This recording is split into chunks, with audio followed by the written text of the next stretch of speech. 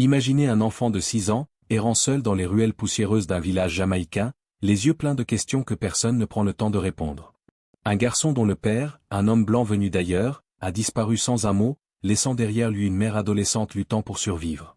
Cet enfant, c'est Robert Nesta Marley, celui qui deviendra Bob Marley, le prophète du reggae, une voix universelle pour la paix, la rébellion et l'espoir. Mais derrière cette légende, il y a un homme déchiré par la tristesse, brisé par des trahisons, emporté par des scandales publics et des luttes personnelles qui l'ont consumé jusqu'à son dernier souffle. Sa vie, c'est une fresque d'amour et de douleur, de gloire et de chaos, où chaque note de One Love ou No Woman, No Cry cache une blessure profonde. Aujourd'hui, son fils Ziggy Marley brise des décennies de silence, révélant un Bob Marley que le monde n'a jamais voulu voir, un père absent, un mari infidèle, un héros imparfait dont les choix ont fracturé ceux qu'il aimait le plus. Bienvenue sur Vie de légende, la chaîne qui plonge au cœur des histoires humaines derrière les icônes. Si ce voyage dans les ombres d'un mythe vous touche, likez, partagez et abonnez-vous pour découvrir d'autres récits qui secouent l'âme. Préparez-vous à une immersion dans la vie de Bob Marley, un homme dont la lumière a éclairé le monde, mais dont les ténèbres ont marqué sa famille à jamais. Robert Nesta Marley naît le 6 février 1945 dans le village reculé de Nine Miles, dans la paroisse de Sainte-Anne, en Jamaïque. Sa mère, Cedella Booker, n'a que 18 ans, une jeune femme noire luttant contre la pauvreté dans un pays où la survie est un combat quotidien. Son père, Norval Marley, un contremaître anglais blanc dans la cinquantaine, est une figure fantomatique. Il épouse Cedella, mais abandonne la famille peu après la naissance de Bob, ne laissant derrière lui qu'un nom et une blessure. Cet abandon marque Bob d'une plaie qu'il portera toute sa vie, une douleur silencieuse qui façonnera son regard sur le monde. Dans la Jamaïque des années 1940, être métis est une malédiction. Trop clair pour être pleinement accepté dans le ghetto, trop pauvre pour appartenir à l'élite blanche, Bob grandit dans un no man's land social. À Nine Miles, les moqueries des autres enfants résonnent, petit blanc, bâtard. Cette solitude forge en lui une dureté, une résilience qui deviendra sa signature. Ses amis d'enfance le surnomment Tough Gong, le dur à cuire, celui qui encaisse les coups de la vie sans plier. À l'adolescence, Bob et sa mère déménagent à Trenchtown, un quartier misérable de Kingston où les baraques en tôle s'entassent sous un soleil brûlant. Trenchtown est un chaudron de violence, de pauvreté, mais aussi de créativité. Là, dans les ruelles où les gangs règnent, Bob découvre la musique. Avec Bunny Livingston, plus tard Bunny Weller, et Peter Tosh, ils forment les Weller en 1963. Leur premier titre, Simé Daoun, est un cri brut, un appel à la jeunesse des ghettos pour calmer la violence. La chanson devient un succès instantané en Jamaïque, porté par la voix rauque de Bob et les harmonies des Weller. Mais le véritable tournant arrive avec Chris Blackwell, patron d'Island Records.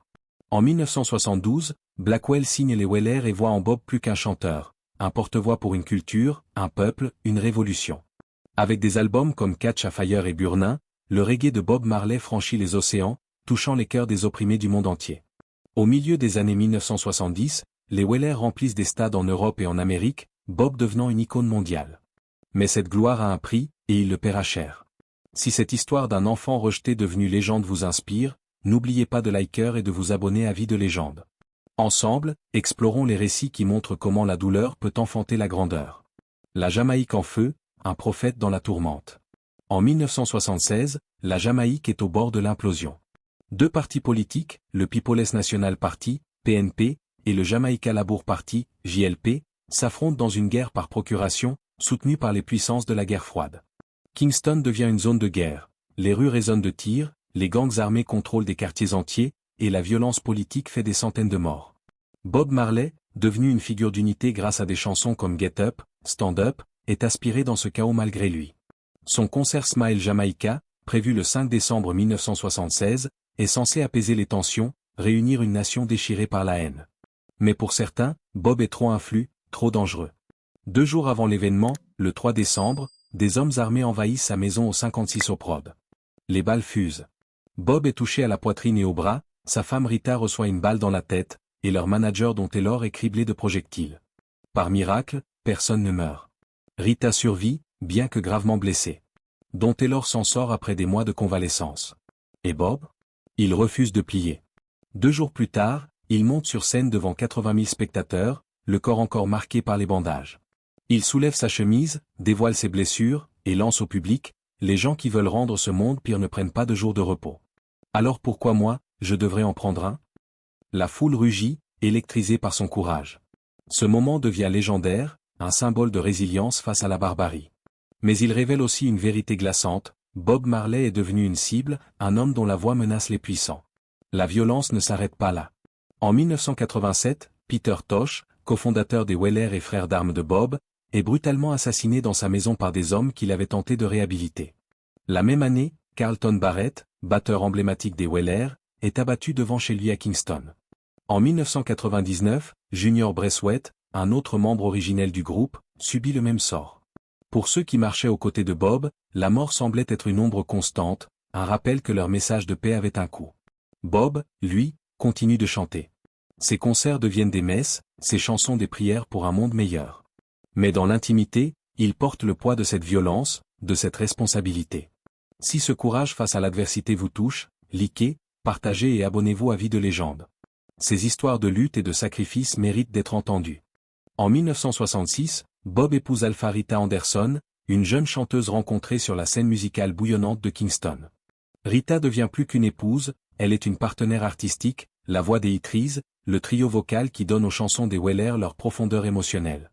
Leur mariage est une fusion créative, mais aussi une tempête émotionnelle. Rita, dans ses mémoires No Woman, No Cry, 2004, ne mâche pas ses mots, leur amour était passionné, mais entrelacé de trahison. Le charisme de Bob attire les femmes comme un aimant. Il ne cache pas ses liaisons, et ses infidélités deviennent un spectacle public, une blessure ouverte pour Rita. Pourtant, le couple construit une famille complexe. Bob adopte Sharon, la fille de Rita issue d'une relation précédente. Ensemble, ils ont Cedella, Ziggy et Stephen. Mais Rita elle-même a une liaison avec un footballeur jamaïcain, Owen Ital Stewart, dont est Stephanie, que Bob adopte comme sa propre fille.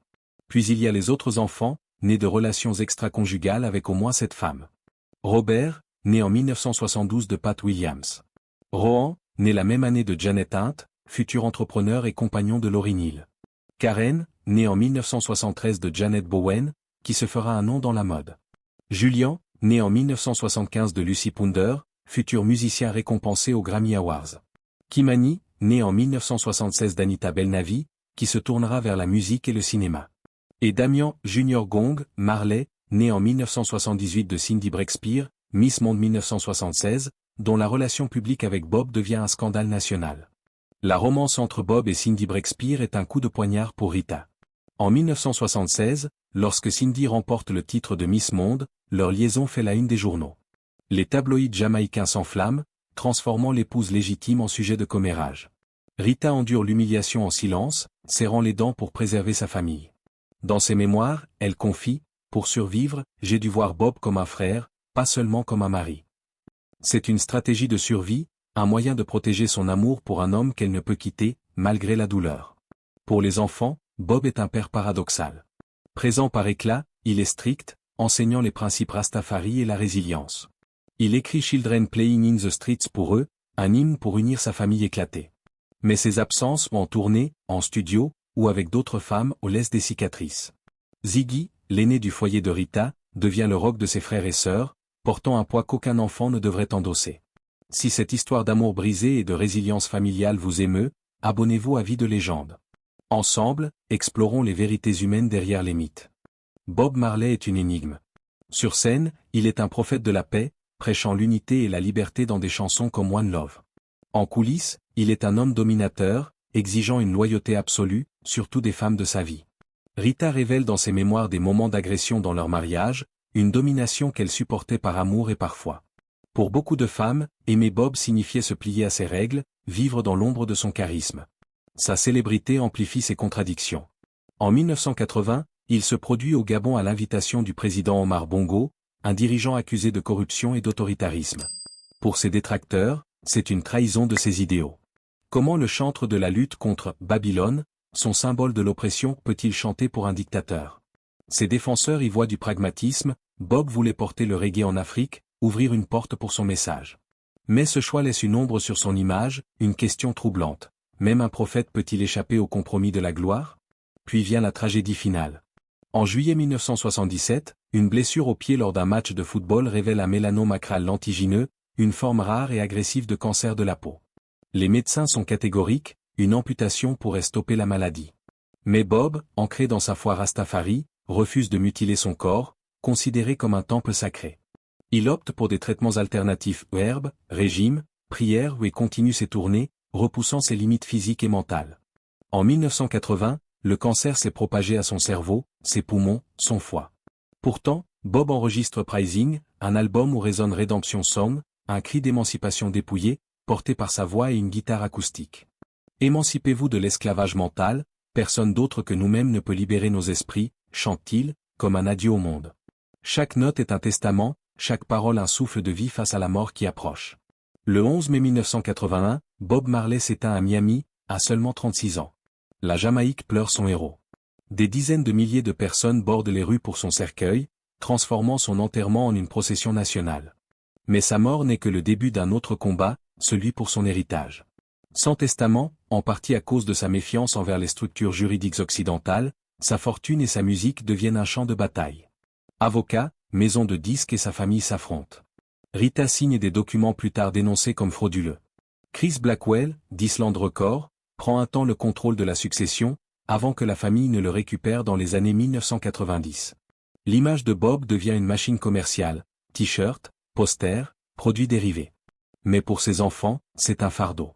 Ils doivent honorer sa légende tout en protégeant son message spirituel. Si ce combat pour préserver un héritage face à l'adversité vous touche, likez, partagez et abonnez-vous à Vie de légende. Ces histoires de sacrifice et de résilience sont au cœur de notre chaîne. David Nesta, Ziggy Marley, né en 1968, est le fils aîné de Bob et Rita. À 12 ans, il voit son père s'éteindre, un traumatisme qui le marque à jamais. Enfant, il grandit dans un foyer chaotique, où les disputes de ses parents parfois bruyantes, parfois d'un silence glacial où résonnent. Il voit sa mère, Rita, endurer les humiliations des liaisons publiques de Bob, portant la dignité d'une épouse dévouée tout en chantant à ses côtés. Ziggy devient le pilier de ses frères et sœurs, un rôle d'adulte imposé à un garçon qui cherche encore à comprendre ses propres émotions. Devenu musicien avec les Melody Makers, aux côtés de ses frères et sœurs, Ziggy remporte des Grammy Awards, perpétuant la flamme du reggae. Mais être le fils de Bob Marley est une malédiction autant qu'une bénédiction. Ça aide, il n'y a rien de négatif là-dedans, dira son frère Rohan. Pourtant, Ziggy voit les ombres. En février 2024, à l'approche de la sortie du biopic Bob Marley, One Love, qu'il coproduit, il publie une lettre déchirante dans People. Tu me manques dans tout, mais surtout ta présence, écrit-il. Il évoque la douleur d'une enfance marquée par l'absence de son père, par les femmes qui allaient et venaient, par la dignité de sa mère mise à l'épreuve. Papa, parfois ça faisait mal, confesse-t-il, brisant un silence de décennies. Pourtant, il protège l'héritage de Bob, insistant pour raconter ses failles avec respect. Nous sommes des gens spirituels. On ne parle pas beaucoup, on ressent, explique-t-il, révélant la tension entre l'amour pour son père et la douleur de ses choix. En tant que père de cet enfant, Ziggy veut être ce que Bob n'a pas pu être, présent, ancré, protecteur.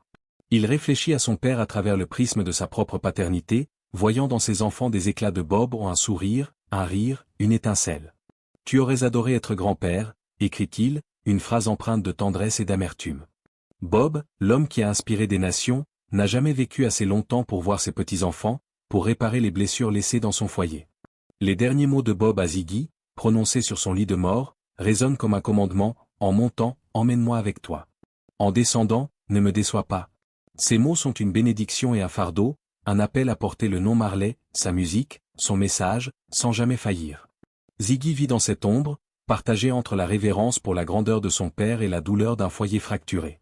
Si cette confession d'un fils face à l'héritage d'un père imparfait vous émeut, abonnez-vous à Vie de légende. Ces récits humains, pleins de contradictions, sont faits pour vous. Bob Marley reste une icône immortelle. Ses chansons aux Redemption Song, One Love, No Woman, No Cry sont des hymnes à la liberté, des appels à l'unité qui résonnent encore dans le monde entier. Mais à travers les mots de Ziggy, on découvre un homme imparfait, un père absent, un mari infidèle, un prophète pris dans ses propres contradictions. Il prêchait l'amour, mais sa famille vivait dans la division. Il chantait la paix, mais la violence l'entourait, des balles dans sa maison aux assassinats de ses proches. Pourtant, c'est dans ses failles qu'il est le plus humain. Bob Marley a inspiré des millions de personnes, mais il a aussi blessé ceux qu'il aimait le plus. Sa vie nous rappelle que même les légendes sont faites de lumière et d'ombre, de grandeur et de douleur. Ses enfants, menés par Ziggy, portent cet héritage avec fierté, mais aussi avec les cicatrices d'un foyer fracturé. Et vous, savoir que Bob Marley avait ses failles change-t-il votre regard sur ses chansons? Quand vous écoutez Redemption Song, entendez-vous l'espoir d'un prophète ou la douleur d'un homme? Partagez vos pensées en commentaire. Si cette histoire vous a secoué, ému, inspiré, likez, partagez et abonnez-vous à Vie de légende. Ensemble, continuons à explorer les vérités derrière les icônes, les histoires qui nous rappellent que même les héros sont humains.